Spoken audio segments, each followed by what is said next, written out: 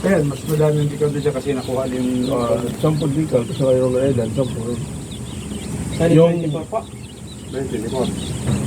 Oo. Yung isa nito, yung Black Astrolog, nasarado. Wala na, wala na. May napisa doon sa ano, hindi... Black Kasama Astrolog. siguro. Para may... Ayan mo na, unahin mo naman ito. Para 3 klase. Ito na. Patila doon. Wala kayo na kaya? Wala kayo dito. Meron po, pwede. 20 pesos ito eh. Sige. Ang mahal na kasi ngayon dito, hirap hanapin. Pwede yung ilagay sa labas lang. Chicken. Patay. Manok budla kay. Mahagpot kasi.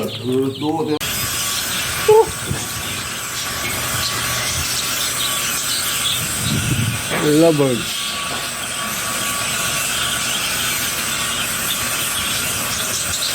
Morning guys, mga kamanok, kamanukan. Ito yung nabili kong Rhode Island chicken sa Antonio, Laguna. Bali 20 days na siya. Huwag tama yung laki niya sa 20 days. At yung sagot na lang guys sa comment section kung tama ba itong laki sa 20 days. Ito lang yung pinapakain kong chicken booster sa kanila. Kaya yung tama ito pakain ko sa kanila, pakicomment lang guys para makorek ko yung pakain sa aking manok. So, actually hobby ko lang to kasi masarap pakinggan pag may narinig akong huni ng manok yung ganitong oras o ano man. Yan lang. Kasi bata pa ako, mahilig na ako sa manok. Gusto lang marinig yung huni ng manok. Pero hindi ako kumakatay kasi naaawa ako. Naaawa ako sa manok pag kinakatay. Ang sa akin lang dito, kung mangitlog sila, yun ang kakainin ko itlog. Pero yung katayin sila, ay ayaw ko, naaawa ko sa kanila. Ibigay ko na lang. At ayaw kong makita na kinakatay din sila. Alit pa ko. Ayaw ko na yung nakita na pinapatay sila. Ang manok. Nakahalong, actually may nakahalong native dyan, 4. Yan, native yan, native chicken. Native chicken na nakahalong dyan, 4. Binaksin ko sila isang beses pa lang. Kasi mahal pala yung vaccine. Ginagawa ko, yung tubig nila, naluwang ko ng siling labuyo. At saka bawang. Ano ko. Actually, yung namatay nito siguro na 10 na mula ng nila namin dito. Biyahe. Galing sa biyahe. Gali 4 yung namatay sa biyahe. 4 biyahe.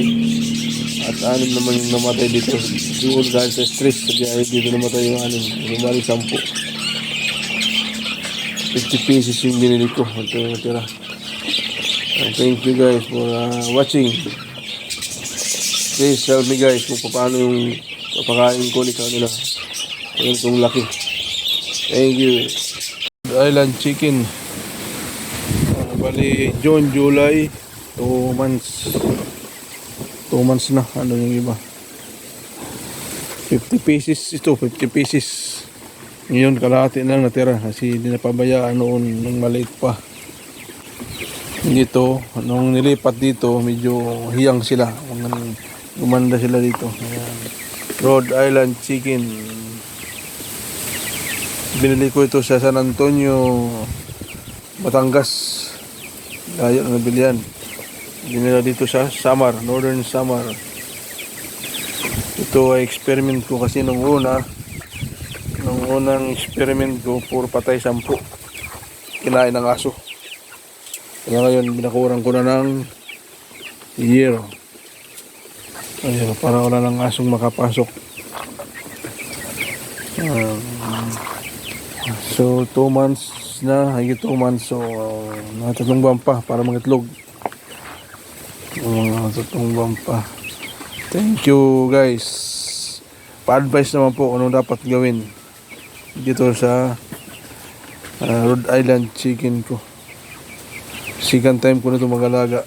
Nung una, failed. Ngayon, sana maging success, mga itlog sila. At nakabili ng incubator para makapag-experiment ng incubator. Ayan, yung iba, masaya sila. Thank you guys for watching.